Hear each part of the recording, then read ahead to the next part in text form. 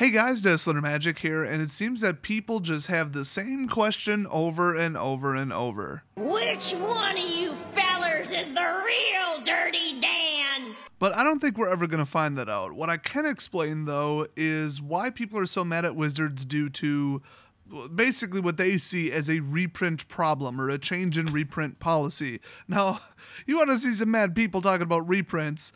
Abolish the reserve list, okay? There would be like rioting in the streets with pitchforks and torches. Now that said, they absolutely should get rid of the reserve list, but honestly, I don't care about Eternal formats, so I could care less what they do. I think we could all agree, including statements from the staff at Wizards, that it was a mistake to make the reserve list in the first place. But besides that, everything else seems to be fair game. It would seem, and I would say that because Wizards has never, that I've seen, openly come out and said this, but their policy used to be, okay, we gotta reprint stuff really conservatively, a couple cards at a time, maybe throw them back in standard, do a master's set, but let's not get nuts because we don't want to crash the value of the cards. If they did that, then, oh my gosh, there goes confidence. Nobody's going to buy their products anymore because at any time it could be reprinted. So, oh, you're holding a $900 modern deck and, oh, now it's a $700 deck because they reprinted a couple cards in it and increased the supply. Oh no, what do? I guess I don't buy the cards in the first place. Allegedly, that's how they saw things. Now, there's obviously a couple things wrong with that. It does seem true on the surface, I'll give them that. But, you gotta ask yourself a couple questions. Who buys more products, investors or players? Even if we were to be generous and include every type of investor, including like your local gaming store that has card binders going back to blah set, I guess I would consider that an investor because they're sitting on the cards. I mean, they're for sale, but still. But that and like legit investors who buy up like old copies of cards and stuff, and sit on like 100 copies of a certain single and speculate and, even holding sealed boxes because that's kind of the same thing too. Now, I don't know for sure, but just a rough estimate. I mean, don't you think that players outnumber them 10-1 at least? And I don't mean people, I mean in sales volume, because who cares? Like, who cares how many players there are? It's like how many boxes and cards are going into each hand. And if it got dire enough where like cards like, well, here's a perfect example, Damnation, because duh, they just refused to reprint it and refused to reprint it. And Thoughtseize, that one was insane until they reprinted it. Then there's Tarmogoyf. I mean, even after they reprinted it, it's still crazy. If they just let the value go up and up and up, cool. People would be really happy about that if they were holding the cards. And at some point, they could sell them and make, maybe double, triple, quadruple, whatever. Even like 50%. That would be a pretty good investment over a couple years. But what's the side effect of that? Well, duh, Eternal formats that don't involve tons and tons of reprints, which, I mean, I guess is none of them, but still, Commander, Vintage, and Legacy to an extent, and then absolutely certainly Modern, would just get more and more and more expensive. Now, if they just kind of do it real conservatively and pick a couple popular cards and just, it's like MM1, you just put a couple staples in there, and honestly, that one was even a bit aggressive. But if you just contain it to that, and you don't reprint in other sets, and you don't reprint aggressively in standard, then I would say it's gonna collapse at some point. If you follow it out to 10-20 years, nobody's gonna be able to afford to play Modern, and if nobody plays it, there is no demand, because you can't just say, oh, I need the cards, I don't care what they cost. That's not how economics work. So if the price just goes up and up and up and eventually, Thoughtseize is $150 and you really need it for your deck, you're just not going to play. Now, you might just use a second-rate card, but, I mean, would you really bring that to, like, a GP? But then again, like, 1% of players go to a GP. So some people would just play Duress and be like, all right, that's cool, couple percent less chance of winning, whatever. But at a certain point, I mean, you just wouldn't be able to play any popular Modern decks or even deck archetypes. Because the staple cards that are just the best of, like Path to Exile, arguably, they just wouldn't be affordable. I mean, you'd be dropping a couple grand on the deck. And, look at Vintage and Legacy. Some people just don't want to drop a couple grand on a deck, period. It doesn't matter how much they want to play it. So the whole thing would tip over at some point. So then what's their other option? Well, it's kind of what they've been doing, which instead of just reprint nothing, yay value, because, the theory is people will buy and sit on cards and boxes from standard sets as they come out because they know that they'll go up over time. So it should result in increased sales, and there you go. Customer confidence, everybody's happy, except nobody's happy, nobody can play the game. So it seems they moved on to, okay, what's getting absolutely nuts? Let's throw that in Masters once a year. Like if a card was just out of control, it's just spiking too high and nobody has a copy of it, it's only been printed once, they'll select a couple of those and then make them mythics in, a Masters set, or even like Conspiracy or something like that, or even Standard. So then people are like, okay, honestly, yeah, the price has been going up and up and up, but I bought this fetch land for 15, it's now 70, and now that they reprinted it, it's 45. I could live with that. It's still up, you know what I mean? Now, if somebody was dense enough to buy it at like 70, oh my gosh. Like, learn investing 101. You don't buy when it's high, and you can't just assume it goes up forever. Otherwise, you're basically like a 2007 housing investor. Oh yeah, they'll continue to exceed inflation by an extra 7% every year forever. Great investment. I mean, you go where the money is, but not if that train has already left the station, you know what I mean? Like, don't buy Bitcoins right now for $7,300. Not smart. So it seems like that's what they were doing. I mean, they weren't just necessarily purposely targeting cards that were just like, that's where the money is because then you'd have a $500 box EV. But basically, they were not letting anything get too out of control within reason. So if you just kind of level it off and the prices go up, then back down, then up, then back down, but they never crash and they never skyrocket, then you should be good, right? The game's maintained and it just costs $1,000 to play Modern. Yay. So while that doesn't seem to have a problem, and arguably it doesn't, it kind of still does depending upon your perspective. Like, let's say, for example, you don't want to spend $1,000 on Modern. And, honestly, just don't net deck. Just build whatever you want. There's like 15,000 cards to choose from in Modern. But besides that, let's say you just want the best removal spell, the best whatever, the best creature, the best at this. Just, I need the best counter spell. At a certain point, you're going to need the dang cards, unless you want to build like a second-rate deck that's weaker than it could be for no reason other than money. So some people could see that as a problem that, Modern is never going down, but they could accept the fact that Modern will never be cheap. But there is a more subtle problem, and I think this is why Wizards made a change. And obviously in the last, I'd say, year and a half, 2 years, something like that, they have very clearly made a change. It's not like they announced this, but just based on their actions, their policy is no longer just maintain, make the investors happy. Well, okay, card investors. Hasbro investors is the ones they're trying to make happy. That's an important distinction to make. So you're a card investor, you're a long-term seller, you're one of the mega corps or whatever online, or even mid-size that sells cards going back to whatever, Ice Age or Beta or whatever. Whatever you think is a reasonable cutoff point. We'll even just say 8th edition because that's Modern forward. So you decided to sell standard products, standard singles, and go all the way back to 8th edition for Modern. So you start Modern Munchkin Marketplace. I don't know. There's actually another game called Munchkin. I wouldn't necessarily use that name.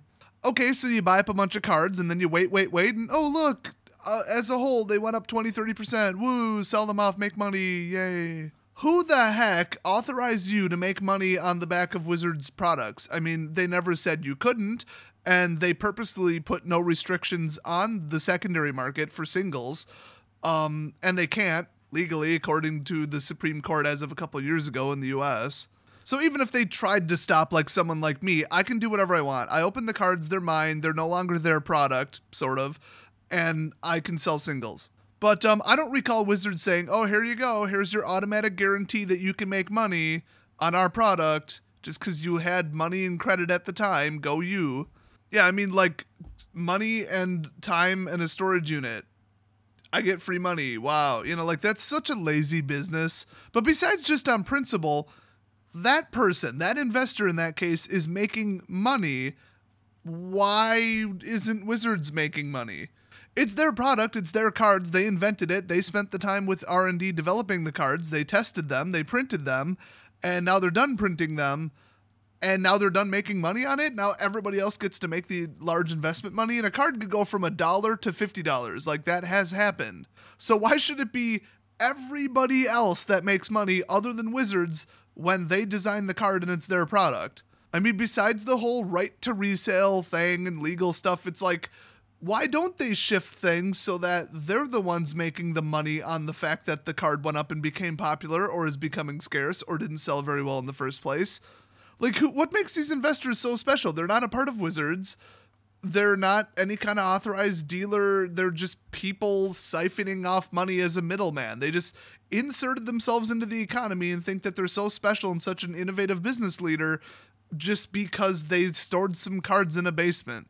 Now, I don't mean to downplay like easy jobs and day traders and investment people and entrepreneurs and all that, but like just even on a spreadsheet, it looks like Wizards is leaving money on the table. And I think they identified it. They're going into like, how can we make more money? And they're like, well, let's add masterpieces. Let's do full arts again. Let's do this. Let's do that. Let's put in special dice. Let's up the number of packs in a fat pack. Let's, cancel this product and make this one. So everything they do is like, how can we be more profitable? And not like in an evil way, like, EA and loot boxes. It's more like, how can we make our products more attractive and sell more of them to people who actually want them? Not like force them onto people or anything, except for the Planeswalker decks, which absolutely are. I mean, if you want the cards in them, you basically have to buy them. That's quite bad. But other than that, make the product more attractive and make more money and give the customer what they want. There's really nothing wrong with that. Well, the customer wants a little bit lower price and more supply on cards that are $50 that they need for their deck. So, ta-da, reprint them. So you look at the last two Masters sets, EMA and even Conspiracy. I mean, anything that's considered primarily a reprint set, oh my gosh, lately have they been just throwing everything in the kitchen sink into it. If you include Iconic Masters, which isn't even out yet, but we have a full list for, they've just been taking everything. I mean, especially Modern Masters 3, the 2017 edition, they just threw everything in there. I mean, the value of those boxes before release was like, I don't know, in the 400s, I think. So unfortunately, they didn't quite print what I would consider to be enough of the product. So they didn't just tank the price, but I think that was by design too, because as much as Wizards wants to be like, those are our cards, we invented them, we're going to reprint them, and we're going to pocket the money by selling them on almost the secondary market. I mean, it becomes the primary market, but it's a replacement for the secondary market. So now all this money that would have gone to investors and single sellers and just basically parasites in the economy that just add money to the system because they mark the cards up, well, that just all goes back into the pockets of Wizards, which I don't have a problem with that. Like I said, they designed the cards, it's their products. I mean, yeah, somebody was nice enough to ensure supply in the future by sitting on a ton of them, but I don't think they were like just straight up doing it for altruism. They were just like, I want to make money, and that's all they really cared about. Even if it was a mix, I mean, come on, we know what they're doing. It's not a mystery. So for Wizards to shift the whole secondary market, old school singles, into reprints and back into their pockets for the profitability, that was very smart. At the time, I can't think of anything they could have possibly done to make more money or increase profits and sales than, triple the number of expensive reprints in every reprint set. And that's about what they did. I mean, it's probably more than triple if you really look at it. So, okay, nobody likes card investors and resellers, hoarders, basically middlemen, just costing everybody money and taking money out of the pockets of players.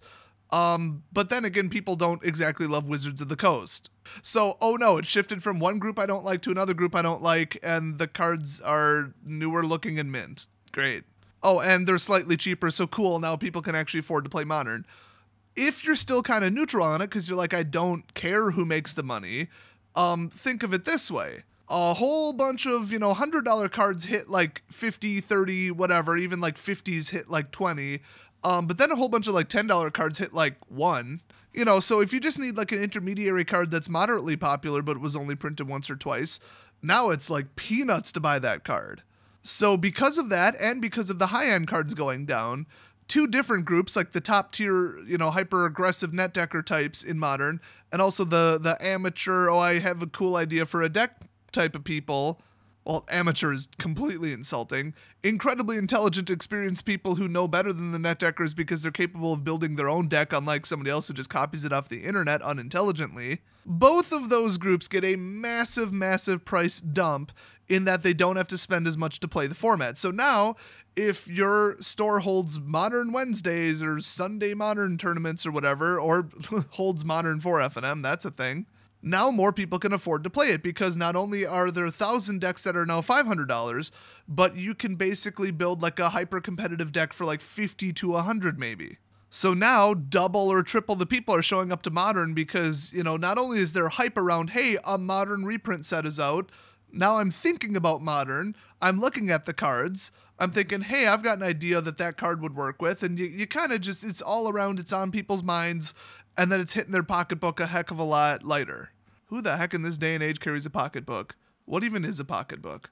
So it's easier on the debit card, but basically then you got more people, the game's more accessible, people who wanted to play Modern now can because before they were priced out of it, and it just got more people interested, more people play Magic more often, they attend the LGS more often, they pick up more cards from it.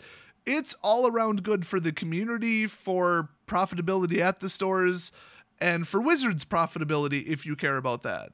Now, long-term investors get totally just tanked over this. Now, would it drop below the price that they initially paid for the card?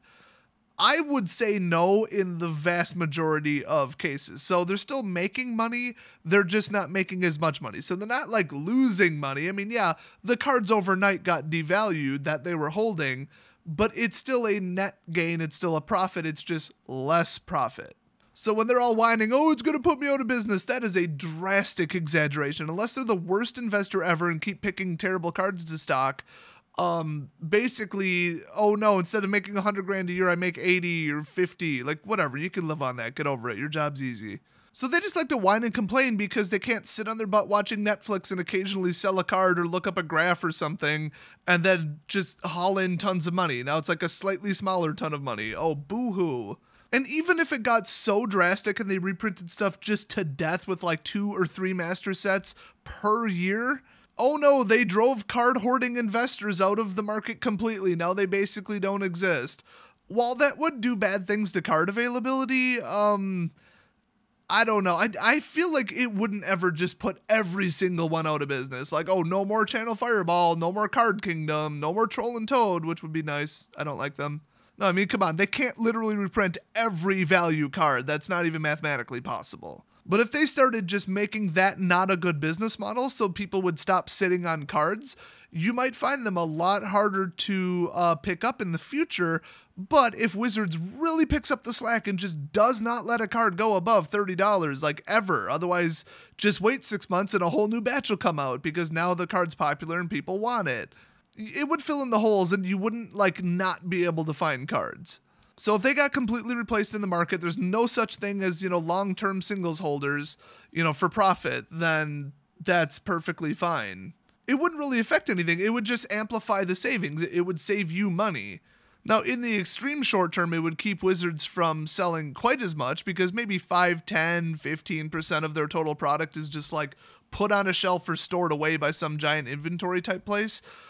So they would lose that almost entirely, but I mean, whatever.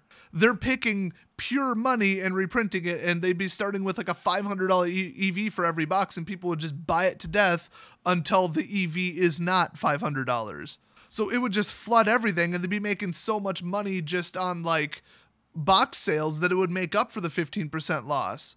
So hopefully that makes sense. I think that's why they're like, we don't want to make these people mad, but at the end of the day, they're just taking money from us that they don't deserve and we never guaranteed them. They never said we're not going to reprint this card. We absolutely guarantee that if you buy these top 50 cards in Modern that you will make money if you hold them. They have never made a statement like that. In fact, I think I've heard them making statements that are the exact opposite. So everybody knows if you want to make money, then speculate on something on the reserve list because they have literally said word for word, we are never going to reprint these ever. They're, I guess, a safe investment. I mean, they could still crash or something. And there's artificial bubbles and buyouts and price inflation, pump and dump scams and all that. But at least you know that Wizards won't come and reprint the card to death. They're basically not allowed to do that. Although legally they absolutely could because they made that agreement when they were Wizards of the Coast. There is no company called Wizards of the Coast anymore. That's a DBA at most. It's called Hasbro. When they bought them, they don't have to honor any kind of old contracts like that because the company is no more. That's my super professional legal opinion on it. But anyway, I think to save face and so that investors have some little zone to play with, basically, because Wizards just does not care at all about Vintage and Legacy. It is such a small portion of their income, even with a reprint set, that they're just gonna let it die, basically. It'll be 50 grand to buy a deck and then just nobody will play it and whatever. Dead and buried, RIP. And then still they won't reprint it because that's what everybody wants, right? And then all the investors, everything crashes and burns and they lose all their money and oh, boo-hoo. That's what they get for telling them not to reprint the reserve list. But yeah, for now, if you want to put money into something that's virtually guaranteed, just buy 10 of every card on the reserve list. You pretty much can't lose at that point. So this whole I'm entitled and guaranteed to make money on popular Modern cards, no, you're not. And at this point, with Wizards' actions lately, really nobody should be under that impression. You should live in constant fear that your entire inventory will get devalued every time they release spoilers for a reprint set, because that is what's going to happen because Wizards decided they want the money for their own dang product. So overall, I mean, as much as people like to give Wizards crap for bad decisions, I think this is both a good business decision and basically morally neutral. I mean, whatever. Like I said, they don't owe these middlemen anything. They never guaranteed them anything. They never authorized them to be authorized card holders.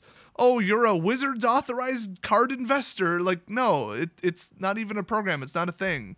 They set up this little business themselves, and guess what? Investments equal risks. It's basically gambling. When it comes to investing in literally anything, you could lose, and you just lost because Wizards changed something. So I don't feel bad for these people. I mean, even if some long-time ma and pa LGS that invest heavily in old singles, they knew what they were getting into. They knew the risks. So that's where I stand on it, and that's what, the motivation behind what Wizards is doing lately with the double master sets and the, throw everything but the kitchen sink into MM3. That's what they appear to be doing, is taking back that money for themselves. So that's why, in my opinion, you shouldn't really find it as a bad thing unless you have a different take on it than I do. But if anybody has any additional evidence or actual statements by the staff that they've made about this, or any kind of official press release that I missed, I'd love to hear about it. Otherwise, this is just my take on it. So leave a like if you agree, or leave a like if you disagree, because honestly, this is still a pretty good video. And I will see you guys next video.